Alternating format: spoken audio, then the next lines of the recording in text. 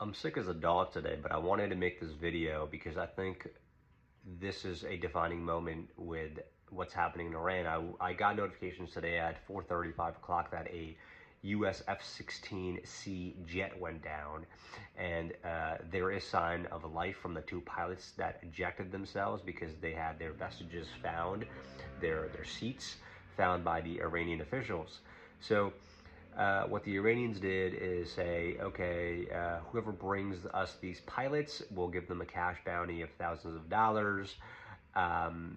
And now this puts the Trump administration, I think, in a pretty tricky place where they've got to say, you know what, do we send in our Marines for a rescue mission? If we do, then this is an escalation, and it is now troops on the ground, which is something they did not want to do. They were avoiding this whole time.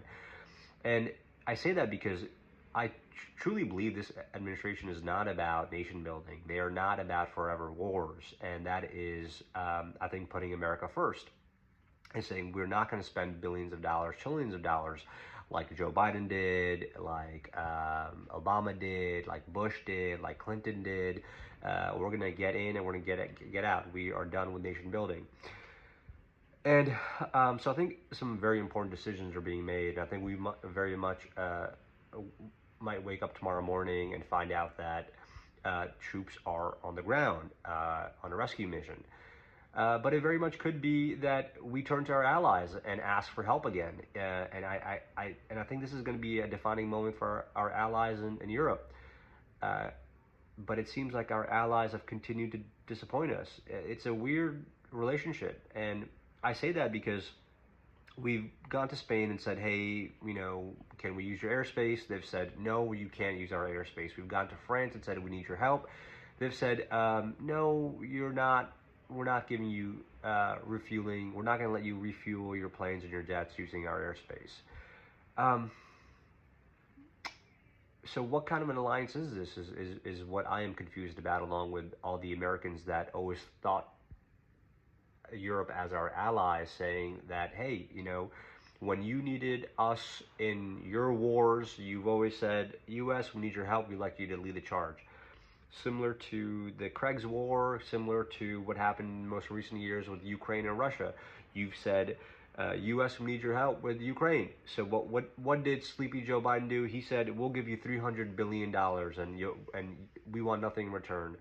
Half of that money was stolen by the autocrats in Ukraine, and who knows where it is. They're probably spending it on BMWs and Mercedes-Benzes and luxury houses. So we give Europe, Ukraine specifically, $300 billion. Europe and our allies give half of that and ask us to play a bigger role.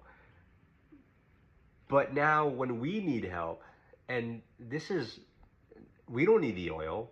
The U.S. produces the most oil in the world. We produce more oil than Saudi Arabia and Russia combined together. We produce more oil, okay? Crude oil, yes, I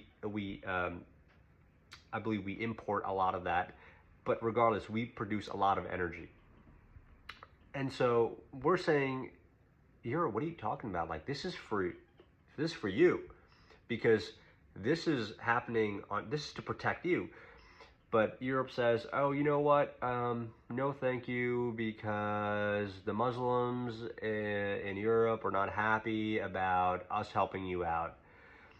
Why is that? It's because the Muslims in Europe are more radical than the Iranians that are in Iran. So, yeah, I think the next few days are going to be very important days. I think we're going to wake up to a lot of surprise news like we did today when we found out at 4:30 in the morning that a jet had gone down. Apparently some French ships were also hit as well. So this is a tough situation for this administration, and I think they've got some important decisions to make. We'll see what happens.